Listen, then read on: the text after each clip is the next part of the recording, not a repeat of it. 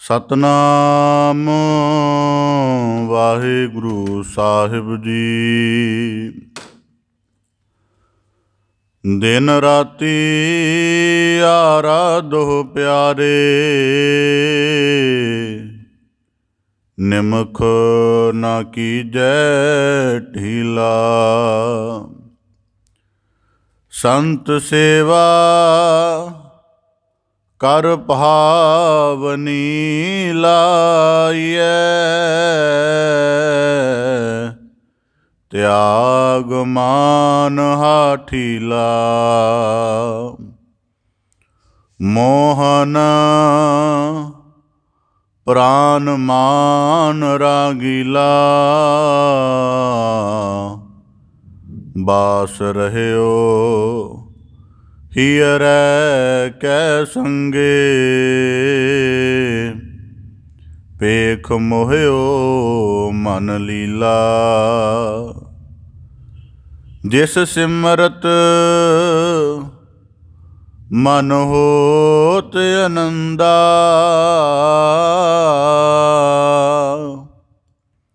ਉਤਰੈ ਮਨਹੁ ਜੰਗੀਲਾ,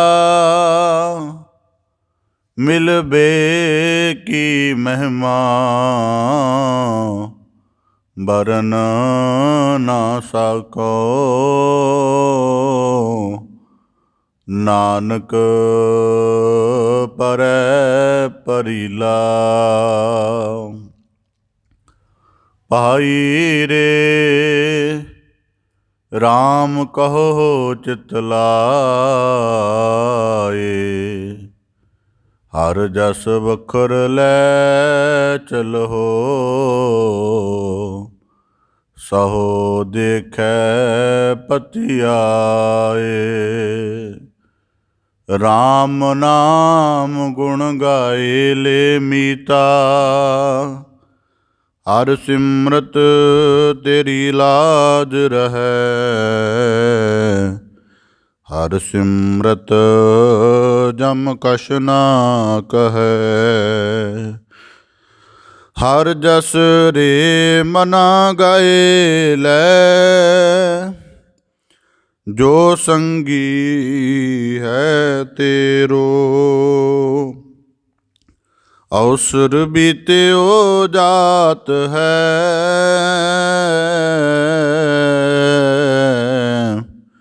ਕਹਿਓ ਮਾਨ ਲੈ ਮੇਰੋ। ਬੇਸੁਮਾਰ ਅਥਾਹ ਅਗਨਤ ਤੋਲੈ, ਜੋ ਬੁਲਾਵੋ ਤਿਉ ਨਾਨਕ ਦਾਸ ਬੋਲੇ। ਸਤਨਾਮ ਵਾਹਿਗੁਰੂ ਸਾਹਿਬ ਜੀ।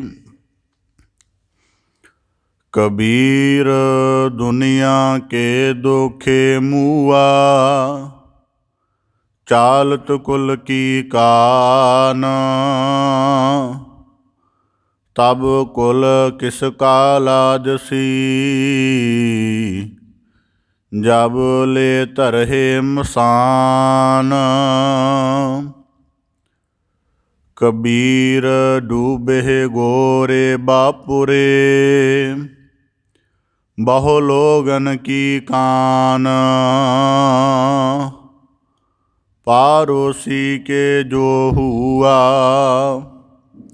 ਤੂ ਆਪਣੇ ਪੀ ਜਾਨ। ਵਾਹਿਗੁਰੂ ਜੀ ਕਾ ਖਾਲਸਾ, ਵਾਹਿਗੁਰੂ ਜੀ ਕੀ ਫਤਿਹ। ਧੰਨ ਧੰਨ ਸਤਿਗੁਰੂ ਗੁਰੂ ਗਰੀਬ ਨਿਵਾਜ ਪਤਿਤ ਪਾਵਨ ਭਗਤ ਵਛਲ ਕਿਰਪਾਨਿਧ ਸਤਿਗੁਰੂ ਸ੍ਰੀ ਗੁਰੂ ਗ੍ਰੰਥ ਸਾਹਿਬ ਜੀ ਦੀਨ ਦਇਆਲ ਪਾਤਸ਼ਾਹ, ਤਿਨਾਂ ਦੀ ਅਪਾਰ ਕਰੁਣਾ ਹੈ, ਅਥਾਹ ਮਿਹਰਮਤ ਹੈ, ਅਪਾਰ ਬਖਸ਼ਿਸ਼ ਹੈ ਸਤਿਗੁਰੂ ਸਾਹਿਬ ਜੀ ਦੀ, ਜੋ ਸਾਨੂੰ ਸਭ ਨੂੰ ਆਪਣੀ ਮਿਹਰ ਭਰੀ ਬਖਸ਼ਿਸ਼ ਭਰੀ ਨਵਾਜ਼ਿਸ਼ ਭਰੀ ਨਦਰ ਕਰਕੇ ਆਪਣੀ ਪਾਵਨ ਪਵਿੱਤਰ ਚਰਨ ਸ਼ਰਨ ਹਜ਼ੂਰੀ ਦੇ ਅੰਦਰ ਸਤਸੰਗਤ ਰੂਪ ਵਿੱਚ ਜੁੜਨ ਦਾ, ਗੁਰ ਸ਼ਬਦ ਨਾਲ ਆਪਣੀ ਅਧਿਆਤਮਿਕ ਸਾਧਨਾ ਕਰਨ ਦਾ, ਸਤਿਗੁਰੂ ਕੀ ਦੱਸੀ ਹੋਈ ਕਾਰ ਨੂੰ ਜੀਵਨ ਦੇ ਵਿੱਚ ਕਮਾਉਣ ਦਾ ਅਵਸਰ ਬਖਸ਼ਿਸ਼ ਕਰਕੇ ਨਵਾਜ਼ਿਸ਼ ਕੀਤੀ ਹੈ ਜੀ। ਆਪ ਜੀ ਬੜੇ ਸੁਭਾਗਸ਼ਾਲੀ ਹੋ ਜੋ ਸਤਿਗੁਰੂ ਕੀ ਰਹਿਮਤ ਨੂੰ ਸਤਸੰਗਤ ਰੂਪ ਟਕਸਾਲ ਦੇ ਵਿੱਚ ਜੁੜ ਬੈਠ ਕੇ ਮਾਨਣ ਦਾ, ਪ੍ਰਾਪਤ ਕਰਨ ਦਾ ਨਿਰਮਲ ਸ਼ੁਭ ਯਤਨ ਕਰ ਰਹੇ ਹੋ ਜੀ। ਭਗਤ ਸਿਰਮੌਰ ਭਗਤ ਕਬੀਰ ਸਾਹਿਬ ਜੀ ਦੇ ਲੜੀਵਾਰ ਸ਼ਲੋਕਾਂ ਦੀ ਆਪ ਜੀ ਵਿਆਖਿਆ ਸ਼ਰਵਣ ਕਰਕੇ ਗਿਆਨਾਤਮਕ ਲਾਭ ਪ੍ਰਾਪਤ ਕਰਨ ਦਾ ਯਤਨ ਕਰਦੇ ਹੋ ਜੀ। ਸਤਿਗੁਰੂ ਕੀ ਕਿਰਪਾ ਸਦਕਾ ਪਾਵਨ ਬਾਣੀ ਦੀ ਲੜੀਵਾਰ ਵਿਚਾਰ ਦੇ ਨਾਲ ਜੁੜਨ ਦਾ ਯਤਨ ਕਰੀਏ ਜੀ। ਵਿਚਾਰ ਪ੍ਰਾਰੰਭ ਕਰਨ ਤੋਂ ਪਹਿਲਾਂ ਬੜੇ ਅਦਬ ਸਹਿਤ ਉਚਾਰਨ ਕਰੋ ਜੀ। ਸਤਨਾਮ ਸ੍ਰੀ ਵਾਹਿਗੁਰੂ ਸਾਹਿਬ ਜੀ। ਕਬੀਰ ਦੁਨੀਆ ਕੇ ਦੋਖੇ ਮੂਆ, ਚਾਲਤ ਕੁਲ ਕੀ ਕਾਨ। ਲੜੀਵਾਰ ਸ਼ਲੋਕਾਂ ਦੇ ਅੰਤਰਗਤ ਭਗਤ ਸਾਹਿਬ ਭਗਤ ਕਬੀਰ ਸਾਹਿਬ ਜੀ ਨੇ ਇਸ ਤੋਂ ਪਹਿਲੇ ਸ਼ਲੋਕ ਦੇ ਵਿੱਚ ਬਖਸ਼ਿਸ਼ ਕਰਕੇ ਨਵਾਜ਼ਿਸ਼ ਕੀਤੀ ਸੀ। ਕਬੀਰ ਜਿਹ ਮਾਰਗ ਪੰਡਤ ਗਏ।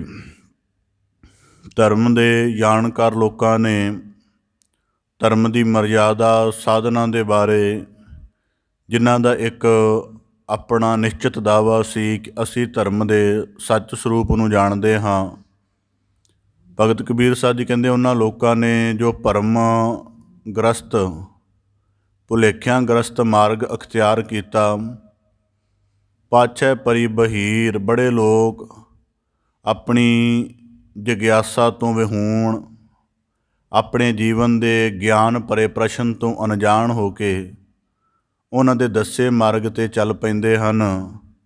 ਪਰ ਦੂਜੇ ਪਾਸੇ ਜਿਹੜੇ ਨਿਰੋਲ ਅਧਿਆਤਮਿਕ ਜੀਵਨ ਜਿਉਂਦੇ ਹਨ, ਉਹ ਫਿਰ ਇਸ ਤਰ੍ਹਾਂ ਦੀ ਸਾਧਨਾ ਕਰਦੇ ਹਨ ਜਿਹੜੀ ਅਵਕਟ ਘਾਟੀ ਵਰਗੀ ਹੁੰਦੀ ਹੈ। ਭਾਵ ਕਿ ਨਿੱਤਾ ਪ੍ਰਤੀ ਆਪਣੇ ਗਿਆਨੀ, ਆਪਣੇ ਵਿਸ਼ਲੇਸ਼ਕ, ਆਪਣੇ ਸਾਧਕ ਆਪ ਹੀ ਬਣ ਕੇ ਆਪਣੇ ਜੀਵਨ ਦੀ ਸਮੁੱਚੀ ਵਿਚਾਰ ਕਰਕੇ ਅਤੇ ਭਗਤੀ ਕਰਮ ਅਤੇ ਅਧਿਆਤਮਿਕ ਮਾਰਗ 'ਤੇ ਆਪਣੇ ਕਦਮ ਵਧਾਉਂਦੇ ਜਾਣਾ। ਭਗਤ ਕਬੀਰ ਸਾਹਿਬ ਜੀ ਕਹਿੰਦੇ ਬੜਾ ਕਠਿਨ ਹੈ, ਪਰ ਗੁਰ ਕਿਰਪਾ ਸਦਕਾ ਇਸ ਦੇ ਉੱਪਰ ਚੱਲਣ ਦਾ ਨਿਰੰਤਰ ਯਤਨ ਕਰ ਰਹੇ ਹਾਂ। ਇਸੇ ਤਰ੍ਹਾਂ ਬਖਸ਼ਿਸ਼ ਕਰਦੇ ਹਨ। ਕਬੀਰ ਦੁਨੀਆ ਕੇ ਦੋਖੇ ਮੂਆ, ਚਾਲਤ ਕੁਲ ਕੀ ਕਾਨ। ਜੇ ਅਸੀਂ ਆਪਣੇ ਜੀਵਨ ਦੀ ਆਮ ਵਿਚਾਰ ਕਰੀਏ ਕਿ ਇੱਕ ਸਾਡਾ ਜੀਵਨ ਹੈ ਸਰੀਰ, ਅੰਦਰ ਅੰਗਾਂ ਦੀ ਹੋਰ ਸਾਰਾ ਕੁਝ ਨਾੜੀ, ਖੂਨ, ਮਿੱਝ, ਮਾਸ ਆਦਿਕ ਦੀ ਸੰਰਚਨਾ ਜੁੜੀ ਹੋਈ ਹੈ, ਇਹ ਸਾਡਾ ਸਰੀਰ ਹੈ। ਪਰ ਸਰੀਰ ਦੇ ਅੰਤਰੀਵ ਜਿਹੜਾ ਮਾਇਆ ਦਾ ਕੇਂਦਰ ਹੈ ਉਹ ਸਾਡਾ ਮਨ ਹੈ। ਪਰ ਇਸ ਤੋਂ ਇਲਾਵਾ ਵੀ ਸਾਡੇ ਜੀਵਨ ਦਾ ਇੱਕ ਹਿੱਸਾ ਹੈ ਜਿਹੜਾ ਸਾਡੇ ਅਨੁਸਾਰ ਨਹੀਂ ਹੈ, ਜਾਂ ਉਹਦੇ ਘੜਨ ਵਾਲੇ ਅਸੀਂ ਆਪ ਨਹੀਂ ਹਾਂ। ਉਹ ਹੈ ਸਾਡਾ ਸੋਚਣ ਦਾ ਬਣਿਆ ਹੋਇਆ ਇੱਕ ਨਜ਼ਰੀਆ, ਮਹਿਸੂਸ ਕਰਨ ਦਾ, ਚੀਜ਼ਾਂ ਦੇ ਮੁਲਾਂਕਣ ਕਰਨ ਦੀ ਬਣੀ ਹੋਈ ਸਾਡੀ ਇੱਕ ਖਾਸ ਤਰ੍ਹਾਂ ਦੀ ਸਮਰੱਥਾ। ਅਤੇ ਉਹ ਬਹੁਤੀ ਵਾਰੀ ਜਿਤਨੀ ਵੀ ਅਸੀਂ ਦੁਨੀਆ ਦੇਖਦੇ ਹਾਂ, ਉਹ ਬਹੁਤ ਵਾਰੀ ਅਦਰ 'ਤੇ ਆਧਾਰਿਤ ਹੁੰਦੀ ਹੈ। ਸਾਡੇ ਮਹਿਸੂਸ ਕਰਨ ਦੇ ਬਹੁਤੇ ਢੰਗ ਸਾਡੇ ਆਤਮਿਕ ਜੀਵਨ 'ਚੋਂ ਨਹੀਂ ਉਪਜੇ ਹੋਏ, ਉਹ ਅਸੀਂ ਸਮਾਜ ਦੇ ਮਾਪਦੰਡਾਂ ਦੇ ਹਿਸਾਬ ਨਾਲ ਨਿਰਧਾਰਿਤ ਕੀਤੇ ਨੇ।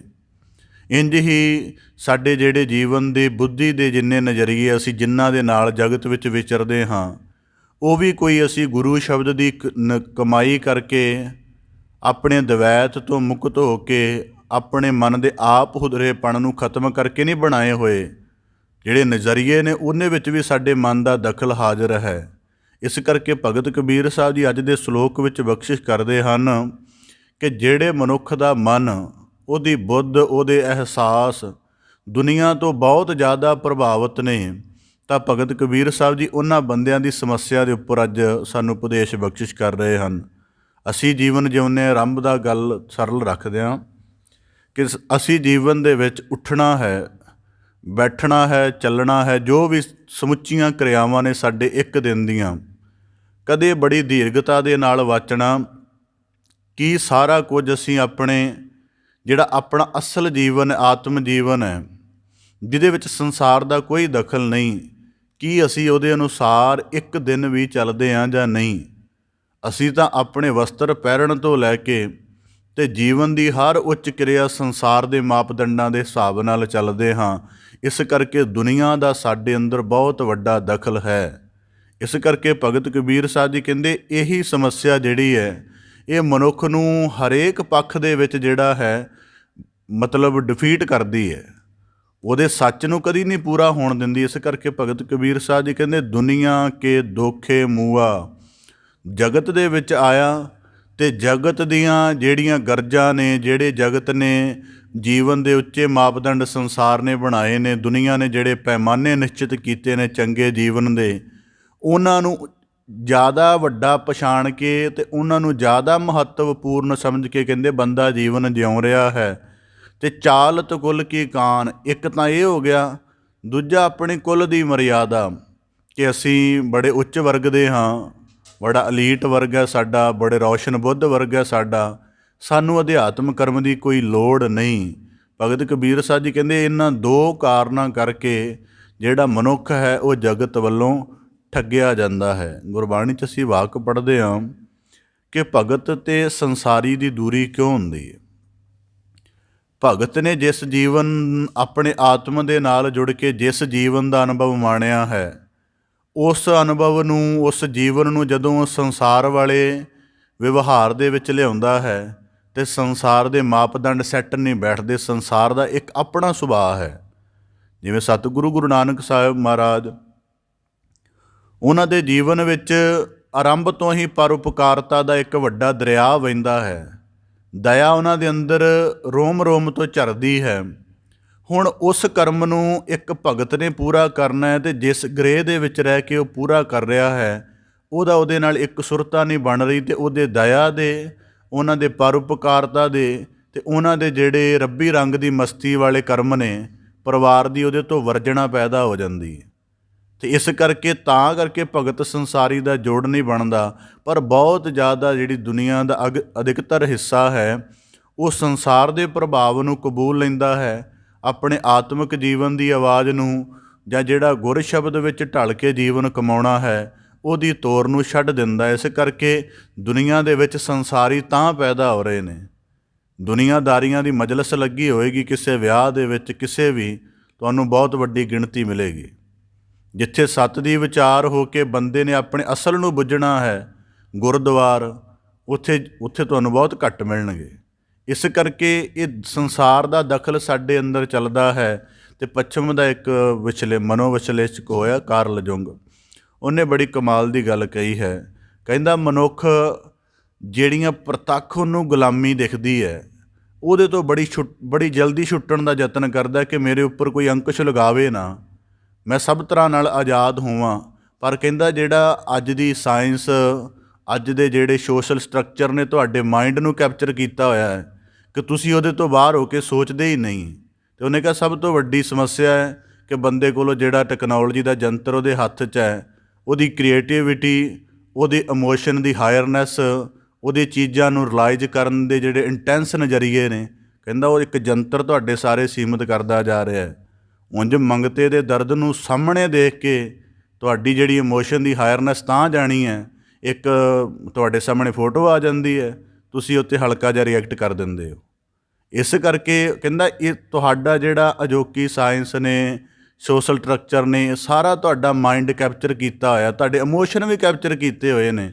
ਬੰਦਾ ਮਰ ਜਾਂਦਾ 3 ਅੱਖਰਾਂ ਵਿੱਚ ਸਾਰ ਦਿੰਦੇ ਨੇ, ਰੈਸਟ ਇਨ ਪੀਸ। ਉਹ ਕਹਿੰਦਾ ਜਿਹੜਾ ਤੁਹਾਡੇ ਮਾਈਂਡ ਨੂੰ ਵਰਤਮਾਨ ਸਮੇਂ ਦੀ ਸਾਇੰਸ ਨੇ ਕੈਪਚਰ ਕਰ ਲਿਆ, ਇਹਨੂੰ ਕੱਢਣ ਦਾ ਤੁਹਾਡੇ ਕੋਲੋਂ ਕੀ ਹੱਲ ਹੈ? ਇਸ ਨੁਕਤੇ ਤੋਂ ਆਪਣੇ ਆਪ ਨੂੰ ਦੱਸੋ ਕਿ ਅਸੀਂ ਆਜ਼ਾਦ ਹਾਂ ਜਾਂ ਨਹੀਂ। ਤਾਂ ਭਗਤ ਕਬੀਰ ਸਾਹਿਬ ਜੀ ਕਹਿੰਦੇ ਕਬੀਰ ਦੁਨੀਆ ਕੇ ਦੋਖੇ ਮੂਆ। ਹੁਣ ਦੁਨੀਆ ਕੇ ਦੋਖੇ ਕੀ ਹੁੰਦਾ, ਦੁਨੀਆ ਪਹਿਲਾਂ ਕੀ, ਇਹ ਵੀ ਸਮਝ ਲੈਣਾ। ਅਤੇ ਕਹਿੰਦੇ ਕਿ ਭਗਤ ਬਾਣੀ ਵਿੱਚ ਅਸੀਂ ਵਾਕ ਪੜ੍ਹਦੇ ਹਾਂ, ਦੁਨੀਆ ਹੁਸ਼ਿਆਰ ਬੇਦਾਰ ਜਾਗਤ ਮੁਸੀਅਤ ਹਉ ਰੇ ਭਾਈ, ਕਿ ਜੋ ਦੁਨੀਆ ਦੇ ਵਿੱਚ ਜਿਹੜਾ ਤੈਨੂੰ ਪ੍ਰਚਲਿਤ ਕਿਸਮ ਦਾ ਜੀਵਨ ਮਿਲਿਆ ਹੈ, ਜੇ ਇਸ ਜੀਵਨ ਦੇ ਅਧੂਰੇਪਣ ਤੋਂ ਜਾਗ ਜਾਏਗਾ ਤੇ ਠੀਕ ਹੈ, ਨਹੀਂ ਤੇ ਦੁਨੀਆ ਦਾ ਜਿਹੜਾ ਬਣਿਆ ਹੋਇਆ ਪ੍ਰਭਾਵ ਹੈ ਤੈਨੂੰ ਆਖਰ ਸਮੇਂ ਪਛਤਾਵੇ ਦੇ ਸਹਿਤ ਕਰ ਦੇਗਾ। ਆਖਰ ਸਮੇਂ ਪਛਤਾਵੇ ਦੇ ਸਹਿਤ ਕਿਵੇਂ ਕਰ ਦੇਗਾ? ਜੀਵਨ ਦੇ ਵਿੱਚ, ਜਿਵੇਂ ਸਾਡੀ ਖਾਸ ਕਰਕੇ ਭਾਰਤ ਦੀ ਸੁਸਾਇਟੀ ਹੈ, ਇਹਦੀ ਗੱਲ ਥੋੜ੍ਹੀ ਜਿਹੀ ਇਸ ਨਾਲ ਜ਼ਿਆਦਾ ਕਨੈਕਟਡ ਹੈ। ਉਹਦੇ ਵਿੱਚ ਕੀ ਹੁੰਦਾ ਹੈ ਕਿ ਬੰਦਾ ਜਿਹੜਾ ਕੁਦਰਤੀ ਬਖਸ਼ਿਸ਼ ਲੈ ਕੇ ਧਰਤੀ 'ਤੇ ਉਤਰਿਆ ਹੈ, ਉਹਦੇ ਰੂਪਾਂ ਦੇ ਉੱਪਰ ਵੀ ਆਪਣੀ ਜਿਹੜੀ ਹਉਂ ਹੈ, ਮਾਂ ਪਿਓ ਉਹਦੇ ਵਿੱਚ ਇਹੀ ਕੁਝ ਕਰਦੇ ਨੇ, ਸਮਾਜ ਵੀ ਕਰਦਾ ਹੈ। ਆਪਣੀ ਹਉਂ ਨੂੰ ਬੰਦੇ ਦੇ ਉੱਪਰ ਡੋਮੀਨੈਂਟ ਕਰਾ ਕੇ ਅਤੇ ਉਹਨੂੰ ਕਹਿੰਦੇ ਨੇ ਤੂੰ ਸਾਡੀ ਘਾੜਤ ਅਨੁਸਾਰ ਬਣ। ਇੱਕ ਜਿਹੜਾ ਰੱਬੀ ਗੁਣਾਂ ਦੇ ਨਾਲ ਪ੍ਰਵਿਰਤ ਹੋ ਬਖਸ਼ਿਸ਼ ਲੈ ਕੇ ਧਰਤੀ 'ਤੇ ਉਤਰਿਆ, ਉਹਨੂੰ ਅਸੀਂ ਅੰਕੁਰਿਤ ਨਹੀਂ ਹੋਣ ਦਿੰਦੇ। ਇਸ ਕਰਕੇ ਜਿਹੜਾ ਭਾਰਤ ਹੈ ਉਹਦੇ ਵਿੱਚ ਜੀਨੀਅਸ ਕਿਉਂ ਨਹੀਂ ਪੈਦਾ ਹੁੰਦੇ? ਉਹਦੇ ਵਿੱਚ ਜੀਨੀਅਸ ਪੈਦਾ ਹੋਣ ਦਾ ਕਾਰਨ ਕੀ ਹੈ ਕਿ ਜੋ ਕੁਦਰਤੀ ਸਮਰੱਥਾ ਮਾਲਕ ਨੇ ਇੱਕ ਜੀਵ ਨੂੰ ਨਵਾਜ਼ਿਸ਼ ਦੇ ਕੇ ਧਰਤੀ 'ਤੇ ਭੇਜਿਆ, ਅਸੀਂ ਉਹਨੂੰ ਨਾ ਤਾਂ ਪਛਾਣਦੇ ਹਾਂ, ਜੇ ਪਛਾਣ ਵਿੱਚ ਆ ਜਾਏ ਤਾਂ ਅਸੀਂ ਉਹਨੂੰ ਕ੍ਰਸ਼ ਕਰਨ ਦੀ ਭਾਵਨਾ ਰੱਖਦੇ। ਇਸ ਕਰਕੇ ਕੁਝ ਸੱਚ ਨਹੀਂ ਪੈਦਾ ਹੁੰਦਾ। ਇਸ ਕਰਕੇ ਭਗਤ ਕਬੀਰ ਸਾਹਿਬ ਜੀ ਕਹਿੰਦੇ ਦੁਨੀਆ ਕੇ ਦੋਖੇ ਮੂਆ। ਦੁਨੀਆ ਦਾ ਭਾਵ ਜਿਹਦੇ ਵਿੱਚ ਮਾਇਆ ਦੀ ਗਰਜਣਾ ਨਿੱਤ ਚੱਲਦੀ ਹੈ। ਜਦੋਂ ਗੁਰੂ ਸਾਹਿਬ ਜੀ ਨੇ ਬਾਣੀ 'ਚ ਵਾਕ ਕਹੇ ਨਾ, ਨਾਨਕ ਦੁਨੀਆ ਕੈਸੀ ਹੋਈ, ਤਾਂ ਉੱਥੇ ਗੁਰੂ ਨਾਨਕ ਸਾਹਿਬ ਜੀ ਇੱਕ ਵੱਡੇ ਅਨੁਭਵ ਨੂੰ ਸੂਤਰ ਰੂਪ ਦੇ ਵਿੱਚ ਕਹਿ ਰਹੇ ਹਨ। ਕੈਸੀ ਦਾ ਮਤਲਬ ਪੁੱਛ ਨਹੀਂ ਰਹੇ। ਕੈਸੀ ਦਾ ਮਤਲਬ ਹੈ ਕਿ ਇਹਦੇ ਕਿਹੜੇ ਰੰਗ ਦਾ ਬਿਆਨ ਕਰਾਂ, ਇਹਦੀ ਕਿਹੜੀ ਦਸ਼ਾ ਨੂੰ ਮੈਂ ਆਪਣੇ ਵਾਕ ਦੇ ਨਾਲ ਸਪਸ਼ਟ ਕਰਕੇ ਦੱਸਾਂ। ਇੰਨੇ ਜ਼ਿਆਦਾ ਅਨੁਭਵ ਨੇ। ਇਸ ਕਰਕੇ ਭਗਤ ਕਬੀਰ ਸਾਹਿਬ ਜੀ ਕਹਿੰਦੇ ਦੁਨੀਆ ਕੇ ਦੋਖੇ ਮੂਆ। ਦੁਨੀਆ ਉਹ ਜਿਹਦੇ ਵਿੱਚ ਮਾਇਆ ਦੀ ਗਰਜਣਾ ਚੱਲਦੀ ਹੈ, ਸਵਾਰਥਾਂ ਦੀ ਅੰਧੀ ਜਿਹੜੀ ਹਨੇਰੀ ਚੱਲਦੀ ਹੈ, ਅਤੇ ਜਿਹੜੀ ਮਨੁੱਖ ਦੇ ਛੋਟੇ ਹੋਣ ਦੇ ਜਿੰਨੇ ਰੂਪ ਨੇ ਉਹਦੇ ਨਾਲ ਦੁਨੀਆ ਭਰੀ ਹੋਈ ਹੈ। ਭਗਤ ਕਬੀਰ ਸਾਹਿਬ ਜੀ ਕਹਿੰਦੀ ਇਹੋ ਜਿਹੀ ਦੁਨੀਆ ਦਾ ਜਿਹੜਾ ਬੰਦਾ ਵਾਹ ਬਸਤਾ ਰਹੇਗਾ, ਉਹ ਅਧਿਆਤਮ ਭਗਤ ਕਿਵੇਂ ਹੋ ਸਕੇਗਾ? ਜਿਵੇਂ ਦੁਨੀਆ ਦਾ ਛੋਟਾਪਣ ਕਿਵੇਂ ਆ? ਅਸੀਂ ਜਿੰਨੀਆਂ ਵੀ ਮਜਲਿਸਾਂ ਦੇ ਵਿੱਚ ਬੈਠਦੇ ਹਾਂ, ਕੋਈ ਮਜਲਿਸ ਸਾਨੂੰ ਮਾਇਆ ਦੀ ਥ੍ਰਸਟ ਤੋਂ ਰਹਿਤ ਨਹੀਂ ਕਰਦੀ, ਕੋਈ ਵੀ। ਉਦਾਹਰਨ ਦੇ ਤੌਰ 'ਤੇ ਇੱਕ ਬੰਦੇ ਨੇ ਸਧਾਰਨ ਕੱਪੜੇ ਪਾਏ ਹੋਣ ਨਾ, ਉਹ ਕਿਸੇ ਚੰਗੇ ਵਿਆਹ 'ਚ ਵੀ ਨਹੀਂ ਜਾਂਦਾ। ਉਹ ਇਸੇ ਕਰਕੇ ਨਹੀਂ ਜਾਂਦਾ ਕਿ ਦੁਨੀਆ ਦੇ ਮਾਪਦੰਡ ਨੇ ਉਹਦੇ ਅੰਦਰ ਇੱਕ ਦਖਲ ਪੈਦਾ ਕਰ ਦਿੱਤਾ ਹੈ ਕਿ ਤੂੰ ਸਧਾਰਨ ਵਸਤਰਾਂ ਵਾਲਾ ਉਹਨਾਂ ਦੇ ਵਿੱਚ ਬੈਠੇਂਗਾ, ਜਾਂ ਤਾਂ ਉਹ ਤੈਨੂੰ ਹਟਾ ਦੇਣਗੇ, ਤੇਰੇ ਨਾਲ ਉਵੇਂ ਵਿਵਹਾਰ ਨਹੀਂ ਕਰਨਗੇ, ਜਾਂ ਤੂੰ ਖੁਦ ਉੱਥੇ ਸ਼ਰਮਸਾਰ ਰਹੇਂਗਾ। ਇਸ ਕਰਕੇ ਭਗਤ ਕਬੀਰ ਸਾਹਿਬ ਜੀ ਕਹਿੰਦੇ ਇਹ ਦੁਨੀਆ ਨੇ ਦੇਖੋ ਤੁਹਾਡਾ ਛੋਟਾ ਰੂਪ ਪੈਦਾ ਕੀਤਾ ਹੋਇਆ ਹੈ। ਤੁਹਾਡੀ ਆਤਮਾ ਕਿੰਨੀ ਉਜਲ ਹੈ, ਤੁਹਾਡੇ ਅੰਦਰ ਗਿਆਨ ਦੀ ਪ੍ਰਤਿਭਾ ਕਿੱਡੀ ਵੱਡੀ ਹੈ, ਤੁਸੀਂ ਮਨ ਦੇ ਤਲ 'ਤੇ ਕਿੰਨੇ ਸ਼ੁੱਧ ਹੋ। ਦੁਨੀਆ ਨੂੰ ਇਸ ਗੱਲ ਦੀ ਕੋਈ ਪਰਵਾਹ ਨਹੀਂ। ਇਸ ਕਰਕੇ ਦੁਨੀਆ ਛੋਟੇ ਤਲ 'ਤੇ ਜਿਉਂਦੀ ਹੈ। ਇਸ ਕਰਕੇ ਭਗਤ ਤਾਂ ਹੀ ਇਹਨੂੰ ਰਿਜੈਕਟ ਕਰ ਦਿੰਦਾ ਹੈ। ਉਹਨੂੰ ਪਤਾ ਇਹ ਛੋਟੀ ਹੈ, ਮੈਂ ਜਿਹੜਾ ਸੱਚ ਕਮਾਇਆ ਉਹ ਵੱਡਾ ਹੈ। ਜਿਵੇਂ ਅੱਜ ਇੱਕ ਹੋਰ ਦੁਨੀਆ ਦਾ ਨੁਕਤਾ ਇਸੇ ਗੱਲ ਤੋਂ ਜੁੜਦਾ ਦੱਸਦਿਆਂ ਤੁਹਾਨੂੰ, ਦੁਨੀਆ 'ਚ ਹਰੇਕ ਬੰਦਾ ਕਹੇਗਾ ਜੀ ਸੂਰਤ ਨਹੀਂ ਸੀਰਤ ਚੰਗੀ ਹੋਣੀ ਚਾਹੀਦੀ ਆ। ਇਹ ਮੈਂ ਵਾਕ ਬਹੁਤ ਵਾਰੀ ਸੁਣਿਆ। ਬਹੁਤ ਤੁਹਾਨੂੰ ਬੰਦੇ ਇਸ ਤਰ੍ਹਾਂ ਦੇ ਮਿਲਣਗੇ ਜਦ ਧੀਆਂ ਪੁੱਤਰਾਂ ਦੇ ਸੰਜੋਗ ਕਰਦੇ ਨੇ। ਸੂਰਤ ਨਹੀਂ ਜੀ ਸੀਰਤ ਚੰਗੀ ਹੋਣੀ ਚਾਹੀਦੀ ਹੈ। ਮੈਂ ਆਪਣੀ ਜ਼ਿੰਦਗੀ 'ਚ ਇੱਕ ਵੀ ਮਸਲਾ ਐਸਾ ਨਹੀਂ ਦੇਖਿਆ ਜਿੱਥੇ ਸੀਰਤ ਨੂੰ ਪਹਿਲ ਦਿੱਤੀ ਗਈ ਹੋਵੇ। ਸੂਰਤ ਨੂੰ ਹੀ ਪਹਿਲ ਦਿੱਤੀ ਗਈ। ਇਹ ਦੁਨੀਆ ਦੇ ਛੋਟੇ ਮਾਪਦੰਡ ਨੇ। ਉਹਦੀ ਆਤਮਾ ਦਾ ਹੁਸਨ ਨਹੀਂ ਪਹਿਚਾਨਣਾ, ਉਹਦੇ ਮਨ ਦਾ ਜਿਹੜਾ ਉਹਨੇ ਭਗਤੀ, ਗਿਆਨ, ਆਤਮ ਚਿੰਤਨ ਦੇ ਅਭਿਆਸ ਨਾਲ ਆਪਣੇ ਮਨ ਦਾ ਇੱਕ ਵੱਡਾ ਰੂਪ ਕਮਾਇਆ ਹੋਇਆ, ਉਹਨੂੰ ਨਹੀਂ ਪਹਿਚਾਨਣਾ। ਇਹ ਦੁਨੀਆ ਦੇ ਛੋਟਾਪਣ ਬਣਿਆ ਹੋਇਆ। ਅਤੇ ਗੁਰੂ ਭਗਤ ਕਬੀਰ ਸਾਹਿਬ ਜੀ ਕਹਿੰਦੇ ਦੁਨੀਆ ਕੇ ਦੋਖੇ ਮੂਆ। ਅਤੇ ਸਮਝ ਲਿਆ ਕਿ ਜੇ ਮੈਂ ਦੁਨੀਆ ਦੇ ਮਾਪਦੰਡਾਂ 'ਤੇ ਪੂਰਾ ਉਤਰਨ ਦੀ ਕੋਸ਼ਿਸ਼ ਕਰਾਂਗਾ, ਸ਼ਾਇਦ ਮੈਨੂੰ ਤਾਂ ਜਗਤ ਪ੍ਰਵਾਨ ਕਰੇ। ਅਤੇ ਇਸ ਕਰਕੇ ਹਰੇਕ ਬੰਦੇ ਦੀ ਦੌੜ ਅੱਜ ਸਮਾਜ ਦੀ, ਲੋਕਾਂ ਦੀ ਨਜ਼ਰ ਵਿੱਚ ਜਿਹੜੀ ਪੂਰੇ ਹੋਣ ਦੀ ਪਈ ਹੋਈ ਹੈ, ਇੱਕ ਹਰੇਕ ਬੰਦੇ ਦੀ। ਤਾਂ ਇਸ ਕਰਕੇ ਭਗਤ ਕਬੀਰ ਸਾਹਿਬ ਜੀ ਅਸੀਂ ਸ਼ਬਦ ਵਰਤਦੇ ਫਾਰਮੈਲਿਟੀ। ਅਸੀਂ ਕਈ ਵਾਰੀ ਦੇਖੀਏ ਉਹਦਾ ਸ਼ਬਦ ਦਾ ਬੜਾ ਗਹਿਰਾ ਅਰਥ ਹੈ ਕਿ ਜਦੋਂ ਅਸੀਂ ਇਹ ਸ਼ਬਦ ਵਰਤ ਰਹੇ, ਦਰਅਸਲ ਅਸੀਂ ਆਪਣੀ ਗੁਲਾਮੀ ਬਾਰੇ ਦੱਸ ਰਹੇ ਹੁੰਦੇ ਹਾਂ। ਗੁਲਾਮੀ ਬਾਰੇ ਦੱਸਣ ਦਾ ਮਤਲਬ ਕਿ ਮੇਰੇ ਸੋਚਣ ਦੇ ਨਜ਼ਰੀਏ ਨੂੰ ਸੰਸਾਰ ਨੇ ਠੱਗਿਆ ਹੋਇਆ ਹੈ ਅਤੇ ਮੈਂ ਉਹਦੇ ਹਿਸਾਬ ਨਾਲ ਸੋਚਦਾ। ਮੇਰੇ ਮਹਿਸੂਸ ਕਰਨ ਦੇ ਨਜ਼ਰੀਏ ਨੂੰ ਸੰਸਾਰ ਨੇ ਗ੍ਰਸਤ ਕੀਤਾ ਹੋਇਆ, ਮੈਂ ਸੰਸਾਰ ਦੇ ਹਿਸਾਬ ਨਾਲ ਸੋਚਦਾ। ਇਸ ਕਰਕੇ ਭਗਤ ਕਬੀਰ ਸਾਹਿਬ ਜੀ ਕਹਿੰਦੇ ਦੁਨੀਆ ਕੇ ਦੋਖੇ ਮੂਆ। ਦੁਨੀਆ ਦਾ ਭਾਵ ਜਿੱਥੇ ਪਦਾਰਥਾਂ ਦੀ ਅੰਨੀ ਹਵਸ ਪਾ ਦਿੱਤੀ ਗਈ। ਮੈਂ ਕੁਝ ਦਿਨ ਪਹਿਲਾਂ ਪਾਕਿਸਤਾਨ ਦਾ ਕੋਈ ਨੈਰੇਟਿਵ ਸੁਣ ਰਿਹਾ ਸੀ। ਉਹਦੇ ਵਿੱਚ ਜਿਹੜਾ ਸਾਡਾ ਵਰਤਮਾਨ ਗ੍ਰਸਤ ਸਿਸਟਮ ਹੈ, ਉਹਦੇ ਉੱਪਰ ਬੜਾ ਗਹਿਰਾ ਕਟਾਕਸ਼ ਕੀਤਾ ਹੋਇਆ ਸੀ ਉਹਨਾਂ ਨੇ ਕਿ ਸਾਡੀ ਇਸ ਚੀਜ਼ ਦਾ ਆਧਾਰ ਵੀ ਕੁਝ ਹੋਰ ਬਣਦਾ ਜਾ ਰਿਹਾ ਹੈ ਅਤੇ ਉਹ ਦੁਨੀਆ ਬਣਾ ਰਹੀ ਹੈ। ਇਸ ਕਰਕੇ ਭਗਤ ਕਬੀਰ ਸਾਹਿਬ ਜੀ ਕਹਿੰਦੇ ਦੁਨੀਆ ਕੇ ਦੋਖੇ ਮੂਆ। ਦੁਨੀਆ ਕੇ ਦੋਖੇ, ਦੁਨੀਆ ਦਾ ਭਾਵ ਜਿੱਥੇ ਬੰਦੇ ਦੇ ਆਤਮਿਕ ਜੀਵਨ ਨੂੰ ਇੰਨਾ ਜ਼ਿਆਦਾ ਨਿਵਾਣ ਵਿੱਚ ਲਿਆ ਦਿੱਤਾ ਜਾਂਦਾ ਹੈ ਕਿ ਉਹਨੂੰ ਲੱਗਦਾ ਹੀ ਨਹੀਂ ਕਿ ਮੈਂ ਰੱਬ ਦੀ ਜੋਤ ਹਾਂ। ਉਹਨੂੰ ਪਦਾਰਥਕ ਹਵਸ, ਵਕਾਰਾਂ ਦੀ ਗ੍ਰਸਤਣਾ, ਜੀਵਨ ਦੇ ਹੋਰ ਬਾਰੀ ਭਟਕਣ ਦੇ ਇੰਨੇ ਜ਼ਿਆਦਾ ਗੁੰਝਲਦਾਰ ਉਹਦੇ ਉੱਪਰ ਤਾਣ ਜੰਜਾਲ ਪਾ ਦਿੱਤੇ ਜਾਂਦੇ ਨੇ ਕਿ ਬੰਦੇ ਕੋਲ ਆਪਣੀ ਜ਼ਿੰਦਗੀ ਦਾ ਅਰਥ ਹੀ ਕੋਈ ਨਹੀਂ ਬਚਦਾ। ਫਿਰ ਉਹਦੇ ਕੋਲ 3-4 ਅਰਥ ਹੁੰਦੇ ਨੇ, ਘਰ, ਮਕਾਨ, ਪਰਿਵਾਰ, ਗ੍ਰਸਥ, ਇਹੀ ਕੁਝ ਹੁੰਦਾ ਬਸ ਉਹਦੇ ਕੋਲੋਂ, ਜਾਂ ਥੋੜ੍ਹਾ ਬਹੁਤਾ ਆਪਣਾ ਮਾਨ ਸਨਮਾਨ ਬਚਾ ਕੇ ਰੱਖਣਾ।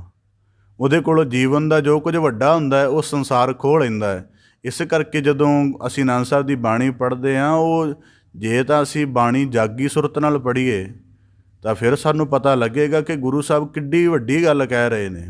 ਉਹ ਆਖ ਰਹੇ ਹਨ, ਲਿਵ ਛੁੜਕੀ ਲੱਗੀ ਤ੍ਰਿਸ਼ਨਾ। ਸੋਚੋ ਤਾਂ ਸਹੀ, ਜਦੋਂ ਪੈਦਾ ਹੋਏ ਕਿਹੜੀ ਖਾਹਿਸ਼ ਸੀ। ਸੰਸਾਰ ਨੇ ਖਾਹਿਸ਼ ਦੇਣੀ ਸ਼ੁਰੂ ਕਰ ਦਿੱਤੀ। ਇੱਕ ਬੱਚੇ ਦੇ ਸਾਹਮਣੇ ਵੀ ਅਸੀਂ ਸੰਕਟ ਬੜੇ ਖੜੇ ਕਰਦੇ ਹਾਂ ਜੇ ਅਸੀਂ ਉਹਨੂੰ ਠੀਕ ਢੰਗ ਨਾਲ ਵਾਚੀਏ। ਇਸ ਕਰਕੇ ਹੁਣ ਇਸ ਗੱਲ ਨੂੰ ਦੁਨੀਆ ਕੇ ਦੋਖੇ ਸਾਡੇ ਕਦੋਂ ਆਰੰਭ ਹੁੰਦੇ ਨੇ, ਇਹਦਾ ਵੀ ਇੱਕ ਜ਼ਿਕਰ ਆਪਦੇ ਸਨਮੁਖ ਰੱਖਦੇ। ਭਾਈ ਗੁਰਦਾਸ ਸਾਹਿਬ ਜੀ ਆਪਣੀਆਂ ਵਾਰਾਂ 'ਚ ਆਖਦੇ ਹਨ, ਰੋਵੈ ਰਤਨ ਗਵਾਏ ਕੈ ਮਾਇਆ ਮੋਹ ਅਨੇਰ ਗੁਬਾਰਾ। ਉਹ ਰੋਵੈ ਦੁੱਖ ਆਪਣਾ ਹੱਸ ਹੱਸ ਗਾਵੈ ਸਭ ਪਰਿਵਾਰਾ। ਹੁਣ ਦੁਨੀਆ ਅਤੇ ਸਾਡਾ ਆਤਮਿਕ ਰੱਬੀ ਜੀਵਨ ਦਾ ਸੱਚ ਕਿਵੇਂ ਵੱਖਰਾ ਵੱਖਰਾ, ਇਹ ਗੱਲ ਆਪਦੇ ਸਨਮੁਖ ਰੱਖਾਂ। ਬੱਚੇ ਦਾ ਰੋਣਾ ਅਧਿਆਤਮਿਕ ਪੁਰਸ਼ ਮੰਨਦੇ ਨੇ ਕਿ ਉਹਦੀ ਜੀਵਨ ਦੀ ਸਭ ਤੋਂ ਵੱਡੀ ਟੈਨਸ਼ਨ ਕਰਕੇ ਹੈ, ਕਿ ਜਿਹੜੀ ਲਿਵਲੀਨਤਾ ਉਹਨੂੰ ਕੁਦਰਤੀ ਮਿਲੀ ਹੋਈ ਸੀ, ਕੁਦਰਤੀ। ਇਸ ਕਰਕੇ ਸਿਮਰਨ ਸਾਨੂੰ ਕੁਦਰਤੀ ਮਿਲਿਆ ਹੋਇਆ ਸੀ, ਕਰਨਾ ਨਹੀਂ ਹੈ, ਬਸ ਅਸੀਂ ਉਹਦਾ ਅਭਿਆਸ ਜਾਰੀ ਰੱਖਣਾ ਹੈ। ਕਹਿੰਦੇ ਜਿਹੜੀ ਉਹਨੂੰ ਕੁਦਰਤੀ ਲਿਵਲੀਨਤਾ ਮਿਲੀ ਸੀ, ਅਤੇ ਉਸ ਲਿਵਲੀਨਤਾ ਦਾ ਲੱਛਣ ਕੀ ਹੈ ਕਿ ਬੰਦੇ ਨੂੰ ਉਸ ਸੰਕਟਮਈ ਸਮੇਂ ਦੇ ਵਿੱਚ ਕੋਈ ਪ੍ਰਤੀਤ ਨਹੀਂ ਹੁੰਦੀ। ਅਤੇ ਵਰਤਮਾਨ ਸਮੇਂ ਦੇ ਵਿਗਿਆਨਕਾਂ ਨੇ ਸਪਸ਼ਟ ਕਰ ਦਿੱਤਾ ਹੈ ਕਿ ਜਿੰਨਾ ਬੱਚਾ ਆਪਣੇ ਗਰਭ ਕਾਲ ਦੇ ਵਿੱਚ ਖੁਸ਼ ਹੁੰਦਾ ਹੈ, ਉਹਨਾਂ ਦੁਨੀਆ ਵਿੱਚ ਉਹ ਕਦੀ ਖੁਸ਼ ਨਹੀਂ ਹੁੰਦਾ, ਭਾਵੇਂ ਉਹਨੂੰ ਜ਼ਿੰਦਗੀ ਦਾ ਜੋ ਕੁਝ ਮਰਜ਼ੀ ਦੇ ਦਿਓ।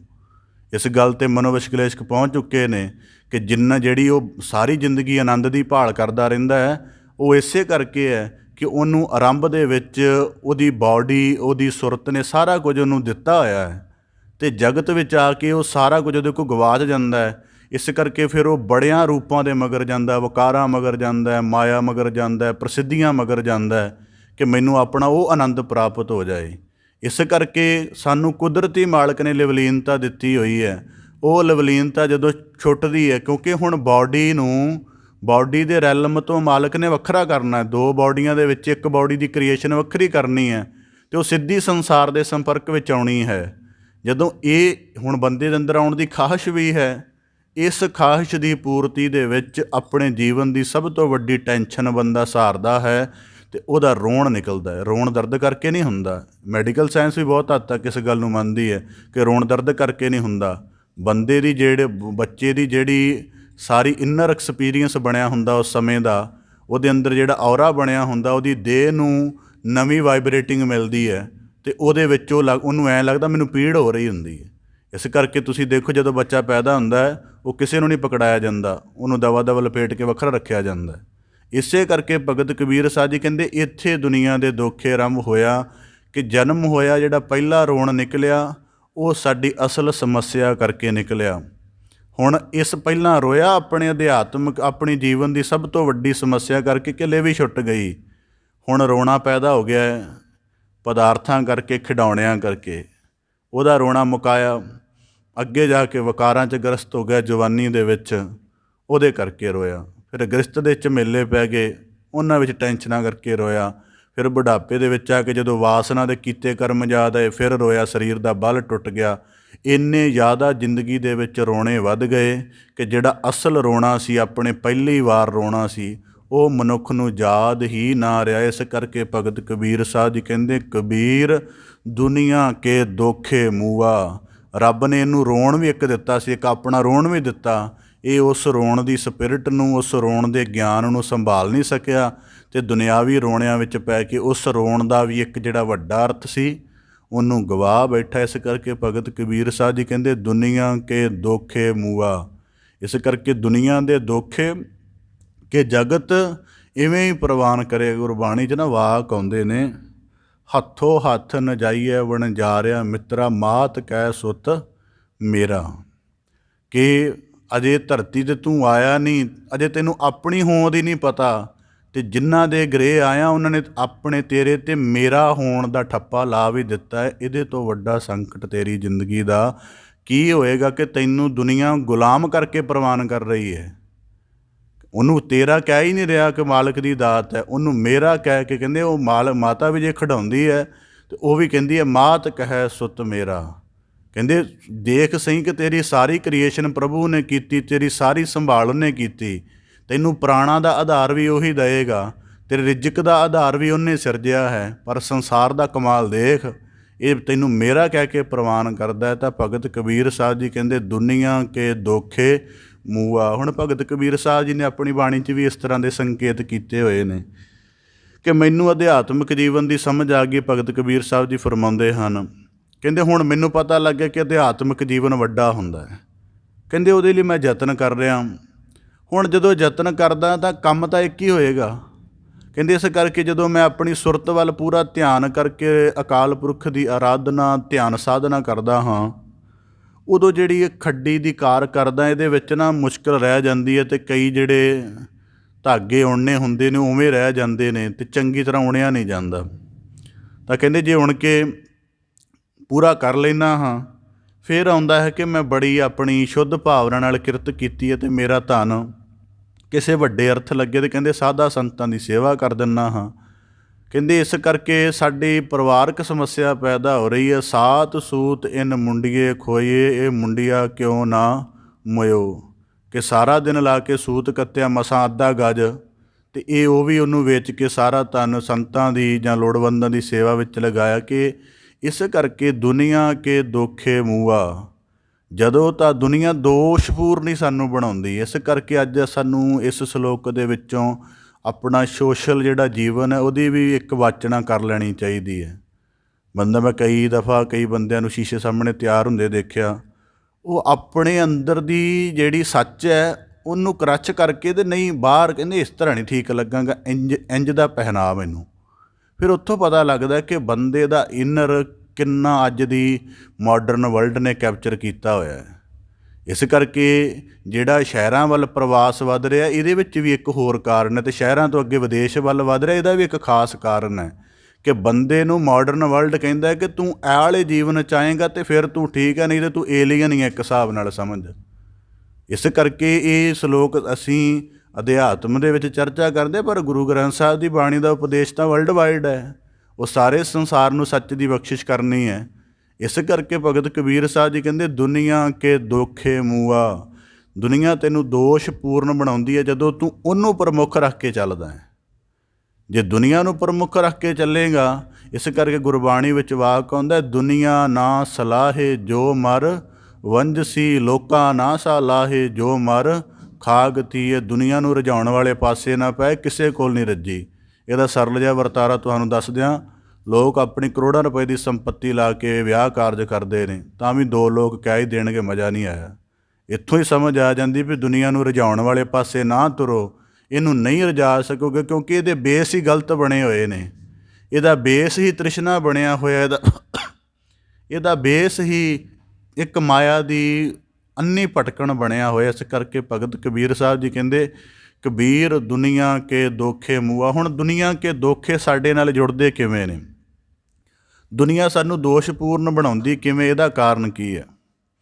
ਉਦਾਹਰਨ ਦੇ ਤੌਰ 'ਤੇ ਆਰੰਭ ਦੇ ਵਿੱਚ ਕੁਦਰਤੀ ਬਖਸ਼ਿਸ਼ ਕਰਕੇ ਬੱਚੇ ਦੇ ਅੰਦਰ ਅਧਿਆਤਮ ਦਾ ਸੁਭਾਅ ਹੋਵੇ ਨਾ, ਅਤੇ ਉਹ ਆਪਣੇ ਅਧਿਆਤਮ ਦੇ ਸੁਭਾਅ ਕਰਕੇ ਗੁਰੂਦੁਆਰ ਆਉਣਾ ਸ਼ੁਰੂ ਕਰ ਦੇ ਜਾਂ ਕਿਸੇ ਭਗਤੀ ਕਰਮ ਵਿੱਚ ਲੱਗਣਾ ਸ਼ੁਰੂ ਕਰ ਦੇ, ਤਾਂ ਦੁਨੀਆ ਕੇ ਦੋਖੇ ਨੂੰ ਚਿੰਤਾ ਹੋ ਜਾਂਦੀ ਹੈ ਕਿ ਅੱਜ ਇਹ ਗੁਰੂ ਘਰ ਥੋੜ੍ਹਾ ਜਿਹਾ ਅੱਖਾਂ ਮੀਟ ਕੇ ਬਹਿੰਦਾ ਹੈ, ਨਿਆਣਾ ਹੈ, ਕਿਤੇ ਪੱਕਾ ਹੀ ਨਾ ਭਗਤ ਬਣ ਜਾਏ। ਮਾਤਾ ਫਿਰ ਕੀ ਕਰਦੀ ਹੈ? ਨਹੀਂ ਤੂੰ ਸੁੱਤਾ ਰਿਹਾ ਕਰ, ਘਰੇ ਰਿਹਾ ਕਰ, ਜਾਣ ਨਹੀਂ ਦਿੰਦੀ। ਮੈਂ ਕਈ ਵਾਰੀ ਸੰਗਤ ਦੇ ਵਿੱਚ ਅਭਿਆਸ ਦੇਖਦਾ, ਪਤਾ ਜਿੰਨਾ ਕੁ ਮੇਰਾ ਆਪਣਾ ਅਨੁਭਵ ਹੈ, ਮੈਂ ਚੀਜ਼ ਨੂੰ ਪਛਾਣਨ ਦੀ ਜਿੰਨੀ ਕੁ ਸਮਰੱਥਾ ਰੱਖਦਾ, ਕਈ ਵਾਰੀ ਕੁਝ ਬੱਚਿਆਂ ਦਾ ਉੱਚ ਦੇਖ ਕੇ ਬੜਾ ਮਨ ਬਾਗੋ ਬਾਗ ਹੁੰਦਾ, ਬੜਾ ਪ੍ਰਸੰਨ ਹੁੰਦਾ ਹੈ, ਪਰ ਕੁਝ ਦਿਨਾਂ ਬਾਅਦ ਹੀ ਉਹਦੇ ਜੀਵਨ ਦੀ ਤੋਰ ਦੇਖੀਦੀ ਹੈ, ਫਿਰ ਮਨ 'ਚ ਦੁੱਖ ਵੀ ਬੜਾ ਹੁੰਦਾ ਹੈ ਕਿ ਵਿਚਾਰਾ ਐਡੀ ਵੱਡੀ ਵਣਜ ਵਸਤ ਲੈ ਕੇ ਆਇਆ ਸੀ, ਸੰਸਾਰ ਨੇ ਇਹਨੂੰ ਠੱਗ ਲਿਆ ਹੈ, ਮਾਤਾ ਪਿਤਾ ਨੇ ਠੱਗ ਲਿਆ ਹੈ। ਇਸ ਕਰਕੇ ਬੜੇ ਅੱਜ ਮੈਨੂੰ ਕੋਈ ਇੱਕ ਦਿਖਾ ਦਿਓ, ਮੈਨੂੰ ਤਾਂ ਅਜੇ ਤੱਕ ਨਜ਼ਰ ਆਇਆ ਨਹੀਂ ਕਿ ਕੋਈ ਅਲੀਟ ਵਰਗ ਦਾ ਬੰਦਾ ਚਾਹੁੰਦਾ ਹੋਵੇ ਮੇਰਾ ਬੱਚਾ ਗੁਰੂ ਘਰ ਜਾ ਕੇ ਤੇ ਕਿਤੇ ਸ਼ਬਦ ਦੀ ਸਾਧਨਾ ਕਰੇ। ਉਹਨੂੰ ਚਿੰਤਾ ਹੋ ਜਾਂਦੀ ਕਿ ਉੱਥੇ ਜਾ ਕੇ ਜੇ ਮੱਥਾ ਟੇਕਣ ਤੋਂ ਇਲਾਵਾ ਇਹਨੇ ਕੋਈ ਕਰਮ ਕਰ ਲਿਆ ਕਿਤੇ ਸਾਡੇ ਹੱਥੋਂ ਨਾ ਜਾਂਦਾ ਰਹੇ। ਇਸ ਕਰਕੇ ਭਗਤ ਕਬੀਰ ਸਾਹਿਬ ਜੀ ਕਹਿੰਦੇ ਦੁਨੀਆ ਕੇ ਦੋਖੇ ਇਵੇਂ ਜੁੜਦਾ ਹੈ ਕਿ ਜਿਹੜਾ ਤੁਸੀਂ ਆਪਣੇ ਇਹ ਇਕੱਲਾ ਅਧਿਆਤਮ ਦੀ ਗੱਲ ਨਹੀਂ, ਤੁਸੀਂ ਹੋਰ ਪਾਸੇ ਹੀ ਬੜੇ ਥਾਵਾਂ ਤੋਂ ਕਰ ਲਓ ਇਹਦੀ ਗੱਲ। ਜਿਵੇਂ ਮਨੁੱਖ ਕੁਦਰਤੀ ਜਿਹੜੀ ਇੱਕ ਕਲਾ ਰੂਪ ਮਨੁੱਖ ਦੇ ਅੰਦਰ ਪ੍ਰਤਿਭਾ ਦਾ ਪਿਆ ਹੁੰਦਾ ਹੈ, ਜੇ ਬੰਦਾ ਉਹਨੂੰ ਹੀ ਵਿਕਸਿਤ ਕਰਨਾ ਚਾਹੇ ਤਾਂ ਸੰਸਾਰ ਉਹਨੂੰ ਵੀ ਨਹੀਂ ਵਿਕਸਿਤ ਕਰਨ ਦਿੰਦਾ। ਮੇਰਾ ਇੱਕ ਨਿੱਜੀ ਜਾਣਕਾਰ ਹੈ, ਉਹਨੂੰ ਕੁਦਰਤੀ ਮਾਲਕ ਨੇ ਇੰਨੀ ਜ਼ਿਆਦਾ ਪ੍ਰਬੁੱਧ ਦਿੱਤੀ ਕਿ ਜਿਸ ਉਮਰ ਦੇ ਵਿੱਚ ਬੱਚੇ ਨੂੰ ਪੈਨਸਲ ਨਹੀਂ ਪਕੜਨੀ ਆਉਂਦੀ, ਉਹ ਚਿੱਤਰ ਦਾ ਨਿਰਮਾਣ ਕਰ ਲੈਂਦਾ ਸੀ। ਜਿਸ ਉਮਰ ਦੇ ਵਿੱਚ 4-5 ਸਾਲ ਦੀ ਉਮਰ ਦੇ ਵਿੱਚ ਉਹ ਚਿੱਤਰ ਵਧੀਆ ਬਣਾ ਲੈਣ ਲੱਗ ਪਿਆ ਸੀ। ਪਰ ਉਹਦਾ ਸੁਪਨਾ ਵੀ ਇਸ ਤਰ੍ਹਾਂ ਦਾ ਸੀ। ਇਹ ਕੁਦਰਤੀ ਬਖਸ਼ਿਸ਼ ਹੈ, ਇਹ ਆਈਡੀਆ ਦਿੰਦੀ ਹੈ ਸਾਨੂੰ, ਪਰ ਉਹਨੂੰ ਇਸ ਤਰਫ ਨਹੀਂ ਲਗਾਇਆ ਗਿਆ, ਉਹਨੂੰ ਇੰਜੀਨੀਅਰਿੰਗ ਵਾਲੇ ਪਾਸੇ ਲਗਾਇਆ ਗਿਆ, ਤਾਂ ਅੱਜ ਉਹਦੇ ਜੀਵਨ ਦੀ ਤਰਜ਼ ਕੁਝ ਹੋਰ ਹੀ ਹੈ। ਮਾਲਕ ਗੁਰਬਾਣੀ ਚਾਹੁੰਦਾ ਜਿਨ ਤੂੰ ਸਾਜ ਸਵਾਰ ਸਿੰਗਾਰਿਆ, ਉਹਨੇ ਤੈਨੂੰ ਇੱਕ ਖਾਸ ਤਰ੍ਹਾਂ ਦੀ ਪ੍ਰਤਿਭਾ ਦੇ ਕੇ ਵੀ ਸੰਸਾਰ ਵਿੱਚ ਭੇਜਿਆ ਹੈ। ਜੇ ਉਹਨੂੰ ਪਛਾਣ ਕੇ ਤੇ ਉਹਦੀ ਸਾਧਨਾ ਕਰੇਂਗਾ ਤੇ ਮਾਲਕ ਦੀ ਬਖਸ਼ਿਸ਼ ਦੇ ਮਿਹਰ ਦੇ ਜ਼ਿਆਦਾ ਨੇੜੇ ਹੋਏਗਾ, ਪਰ ਤੂੰ ਦੁਨੀਆ ਦੇ ਅਨੁਸਾਰ ਚੱਲਣਾ ਸ਼ੁਰੂ ਕਰ ਦਿੰਦਾ। ਇਸ ਕਰਕੇ ਜਿੰਨੇ ਅਸੀਂ ਵੱਡੇ ਪੱਧਰ ਦੇ ਬੰਦੇ ਪੈਦਾ ਕਰਦੇ ਹਾਂ, ਜੇ ਪੜ੍ਹਾਈ ਦੇ ਨੁਕਤੇ ਤੋਂ ਅਸੀਂ ਕਹੀਏ ਜੀ ਬਹੁਤ ਵੱਡੀ ਗੱਲ ਹੋ ਜਾਂਦੀ ਹੈ, ਤਾਂ ਅੱਜ ਦੁਨੀਆ ਦੇ ਵਿੱਚ ਅਪਰਾਧ ਬਹੁਤ ਘਟਿਆ ਹੋਣਾ ਸੀ, ਕਿਉਂਕਿ ਜਿਹੜੀ ਲਿਟਰੇਸੀ ਦੀ ਦਰ ਹੈ ਅੱਜ ਬਹੁਤ ਜ਼ਿਆਦਾ ਹੈ। ਭਾਰਤ ਦੇ ਵਿੱਚ ਵੀ ਕਾਫੀ ਹੱਦ ਤੱਕ ਉੱਪਰ ਹੈ, ਪੰਜਾਬ ਦੇ ਵਿੱਚ 67% ਤੱਕ ਜਾ ਚੁੱਕੀ ਹੈ ਲਿਟਰੇਸੀ ਦੀ ਦਰ।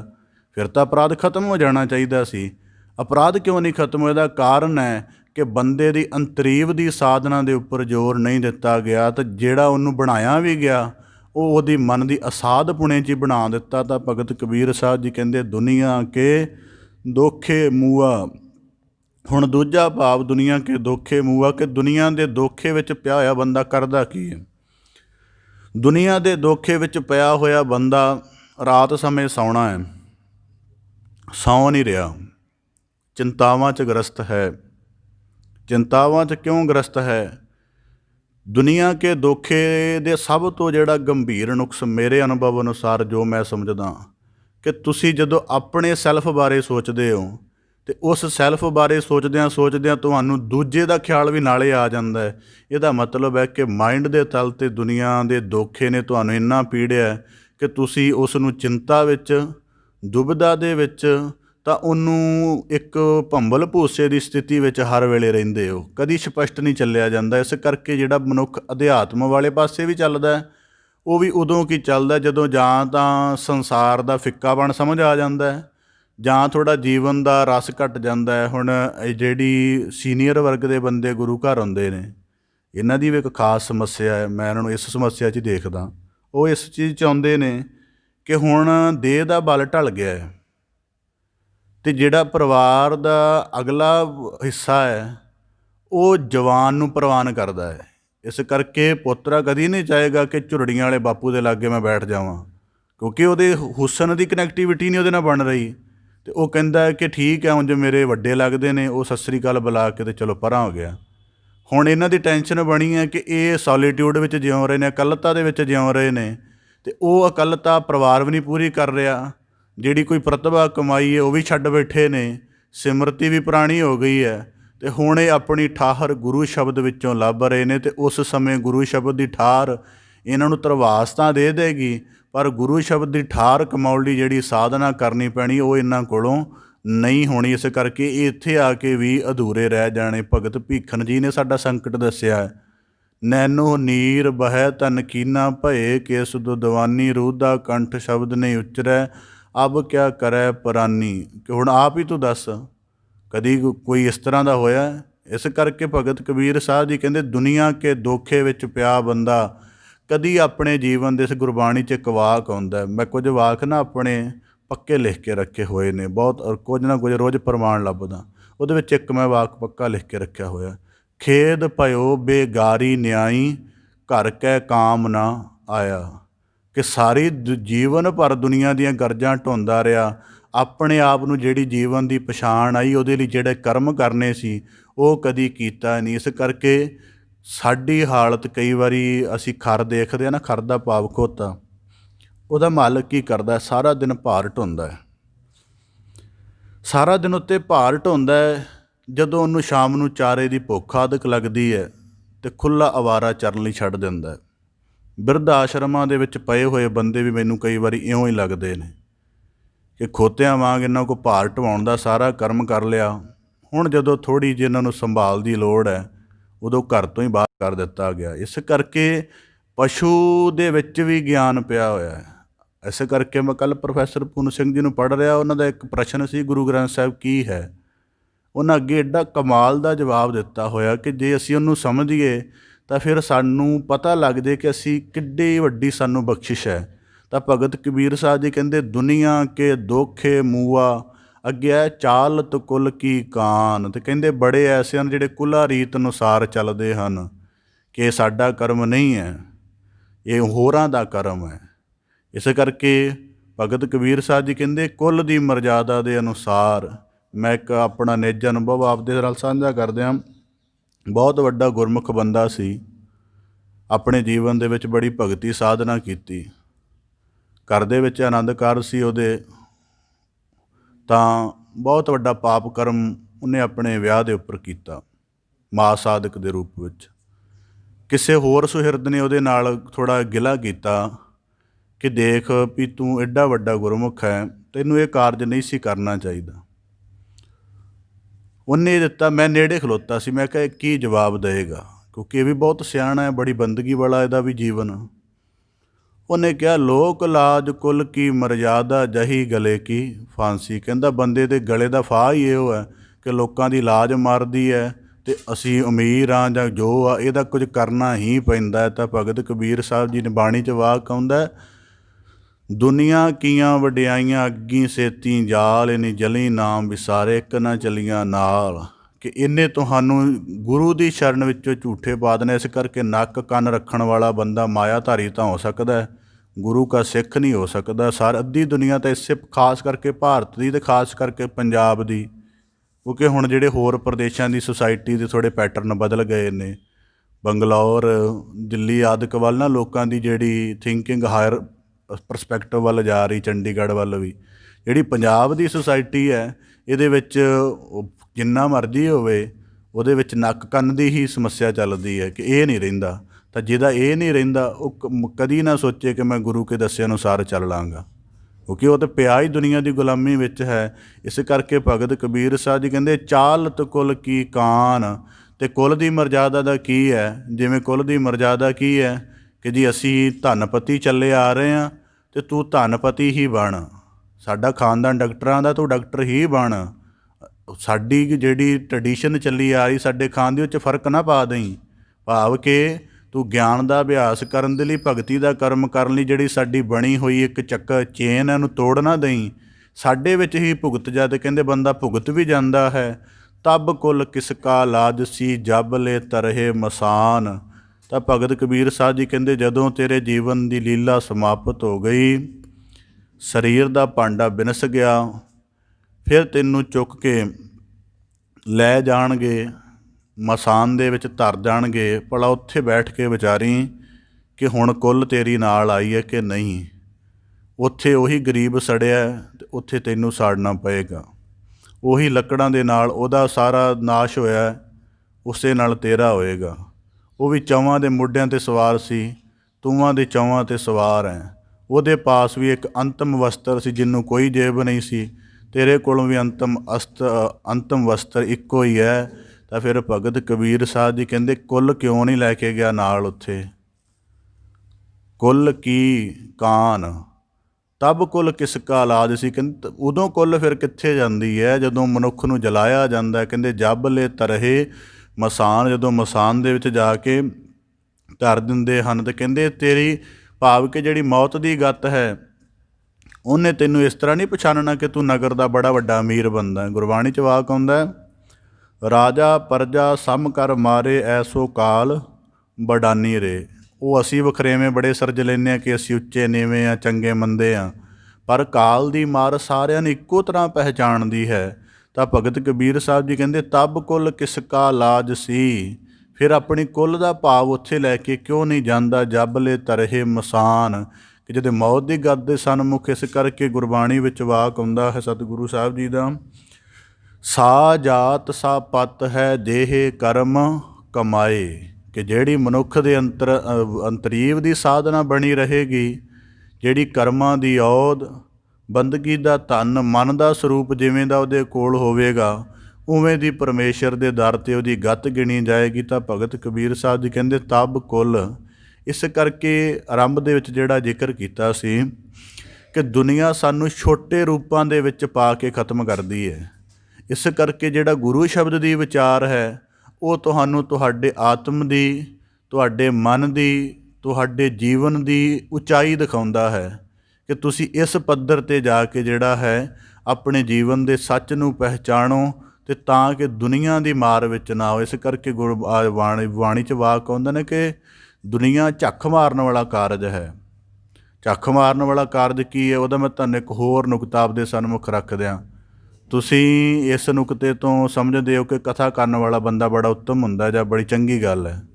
ਐਸੇ ਵੀ ਮਾਪਦੰਡ ਸਾਨੂੰ ਆਪਣੀ ਜ਼ਿੰਦਗੀ 'ਚ ਦੇਖਣ ਨੂੰ ਮਿਲਦੇ ਨੇ ਕਿ ਇੱਕ ਤੁੱਛ ਸ਼ਬਦ ਹੁੰਦਾ, ਤੁੱਛ ਤੋਂ ਵੀ ਘੱਟ ਇਸ ਚੀਜ਼ ਨੂੰ ਸਮਝਿਆ ਜਾਂਦਾ। ਦੁਨੀਆ 'ਚ ਐਸੀਆਂ ਵੀ ਆਈਟਮਾਂ ਤੁਹਾਨੂੰ ਦਿਖਾ ਸਕਦੇ ਹਾਂ ਜਿਹੜੀ ਕਥਾਵਾਚਕ ਨੂੰ ਜਾਂ ਗੁਰੂ ਸ਼ਬਦ ਦੀ ਸੇਵਾ ਕਰਨ ਵਾਲੇ ਨੂੰ ਕੁਝ ਵੀ ਨਹੀਂ ਜਾਣਦੀਆਂ। ਸਾਨੂੰ ਪਤਾ ਹੈ ਦੁਨੀਆ ਦੀ ਝੱਖ ਮਾਰਨ ਵਾਲੀ ਪ੍ਰਵਿਰਤੀ ਹੈ, ਅਤੇ ਜੇ ਇਹਨਾਂ ਦੇ ਝੱਖ ਦੇ ਉੱਪਰ ਧਿਆਨ ਧਰ ਲਿਆ ਤੇ ਸਾਨੂੰ ਲੁੱਟਣਗੇ। ਇਸ ਕਰਕੇ ਭਗਤ ਕਬੀਰ ਸਾਹਿਬ ਜੀ ਕਹਿੰਦੇ ਜਬ ਲੈ ਤਰਹਿ ਮਸਾਨ, ਜਿਹੜੀ ਕੁੱਲਾ ਮਰਜ਼ਾਦਾ ਜਾਂ ਦੁਨੀਆ ਦੇ ਬਣੇ ਬਣਾਏ ਪੈਟਰਨ ਚੱਲੇ ਆਉਂਦੇ ਨੇ, ਜਿਹਦੇ ਵਿੱਚ ਤ੍ਰਿਸ਼ਨਾ, ਵਾਸਨਾ, ਜੀਵਨ ਦੀ ਅੰਨੀ ਭਟਕਣ ਹੈ, ਕਹਿੰਦੇ ਜੇ ਉਹਦੇ ਅਨੁਸਾਰ ਬੰਦਾ ਠੱਕਿਆ ਗਿਆ ਤਾਂ ਇਹਨੇ ਜੀਵਨ ਦਾ ਅਰਥ ਆਪਣੇ ਆਪ ਗਵਾ ਲਏ। ਇੱਕ ਪ੍ਰਮਾਣ ਆਪਦੇ ਸਨਮੁਖ ਰੱਖਦੇ ਕਿ ਦੁਨੀਆ ਠੱਗਦੀ ਕਿਵੇਂ। ਕਹਿੰਦੇ 2-3 ਚਲਾਕ ਕਿਸਮ ਦੇ ਗਲਤ ਮਾਨਸਿਕਤਾ ਵਾਲੇ ਬੰਦੇ ਸਨ। ਉਹਨਾਂ ਦੇ ਅੰਦਰ ਮਾਸ ਖਾਣ ਦੀ ਖਾਹਿਸ਼ ਪੈਦਾ ਹੋਈ, ਇੱਛਾ ਪੈਦਾ ਹੋਈ ਕਿ ਮਾਸ ਖਾਧਾ ਜਾਵੇ। ਪੈਸੇ ਕੋਲ ਨਹੀਂ ਸਨ, ਕਿਸੇ ਨਾਲ ਵਾਕਫੀਅਤ ਵੀ ਨਹੀਂ ਸੀ। ਅਜੇ ਇੰਨਾ ਸੋਚ ਹੀ ਰਹੇ ਸਨ ਤਾਂ ਕਿਲੋਮੀਟਰ ਦੂਰ 'ਤੇ ਦੇਖਿਆ ਕਿ ਕੋਈ ਬੰਦਾ ਮੇਮਣਾ ਚੁੱਕੀ ਆ ਰਿਹਾ।